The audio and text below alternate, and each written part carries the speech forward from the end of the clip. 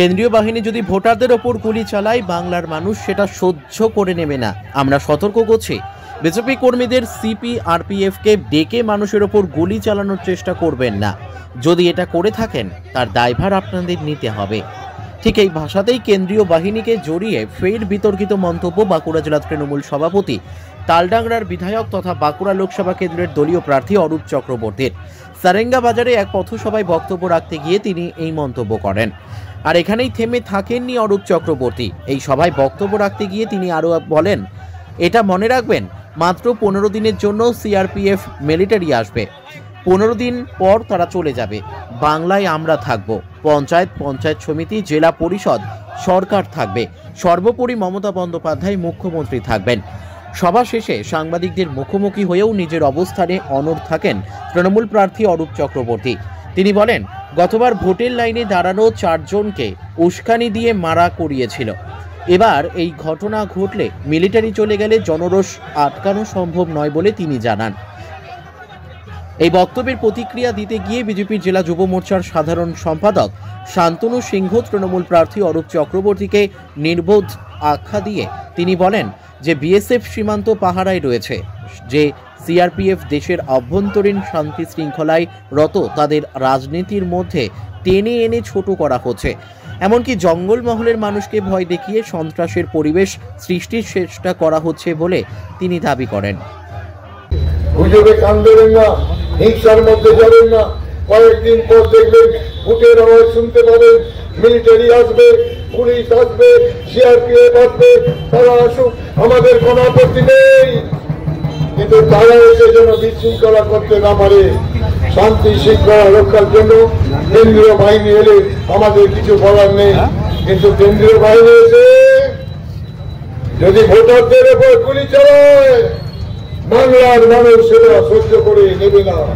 আমরা সতর্ক করছি বিজেপি কর্মীদের, সিআরপিএফ কে থেকে উস্কিয়ে মানুষের উপর গুলি চালানোর চেষ্টা করবে না। যদি এটা করে থাকেন তার দায়ভার আপনাদের নিতে হবে। আরেকটা কথা মনে রাখবেন, 15 দিনের জন্য সিআরপিএফ মিলিটারি আসবে, 15 দিন পর তারা চলে যাবে।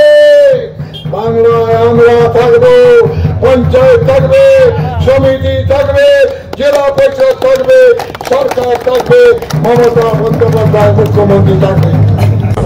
বিজেপি কর্মীদের হুঁশিয়ারি দিলেন সিআরপিএফ কে উস্কানি না দেওয়ার জন্য। আমরা এই কারণে দিলাম যে গতবার তারা উস্কানি দিয়ে 4টা লোককে ভোটার লাইনে গুলি করে মারা করেছিল। সেই জন্য বলেছি ভাই এসব এর মধ্যে যাবে না, কারণ জনরোষ যদি পড়ে 15 দিন পর মিলিটারি চলে গেলে জনরোষ কিন্তু আমরাও আটকাতে পারবো না। দাদা, অরূপ চক্রবর্তী পথসভায় বক্তব্য রাখতে গিয়ে বলেছেন, বিজেপি কর্মীদের হুঁশিয়ারি দিয়েছেন যে আপনারা সাবধান হয়ে যান, সিআরপিএফদের উস্কিয়ে গুলি চালাবেন না, না হলে বাংলার মানুষ এটা মেনে নেবে না। কি বলবেন এই বিষয়ে? দেখুন, তৃণমূলের যে লোকসভার প্রার্থী, ওনার এই বক্তব্য শুনে ওনাকে আমি একজন নির্বোধ ভাবছি।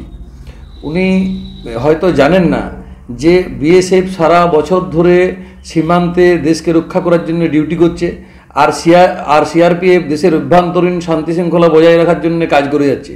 তাদের রাজনীতির মধ্যে টেনে এনে এইসব কথা বলা, তাদের ছোট করা। আর আমরা বিজেপি দেশের সেনাদের সবসময় সম্মান করি। আর এই জঙ্গলমহলের মানুষকে উনি যে কথা বলছেন যে 15 দিন এরা থাকবে, চলে গেলে আমরাই আছি, এটা অ্যাকচুয়ালি উনি জঙ্গলমহলের মানুষকে ভয় দেখাচ্ছেন। তো এইভাবে ভয় দেখিয়ে ওনারা এখানে একটা সন্ত্রাসের সৃষ্টি করতে চাইছে। কিন্তু এই লোকসভা ভোটে এই জঙ্গলমহলের মানুষ এর যোগ্য জবাব দেবে। শান্তনু সিংহ, বিজেপি জেলা যুব মোর্চার জিএস। পশ্চিমবঙ্গ সরকার অনুমোদিত স্বাস্থ্যসাথী মান্যতাপ্রাপ্ত রোগী পরিষেবার বিশ্বস্ত প্রতিষ্ঠান দামোদর হেলথ কেয়ার। এখানে রয়েছে 24 ঘন্টা emergency service, doctor chamber, semi modular OT, orthopaedic surgery, প্রসূতি ও গাইনি বিভাগ, general surgery, ENT surgery, uro surgery, micro বা ল্যাপ্রোস্কোপিক সার্জারি, মেডিসিন বিভাগ, upcoming ICU, dialysis, advance physiotherapy, diagnostic centre, pharmacy, 24/7 lift ও ambulance পরিষেবা, মেডিকেল ইন্স্যুরেন্স। আমাদের ঠিকানা মিল মোড়, কোতুলপুর, বাঁকুড়া। মোবাইল নাম্বার 9475240280 অথবা 9475240290 অথবা 9647180100।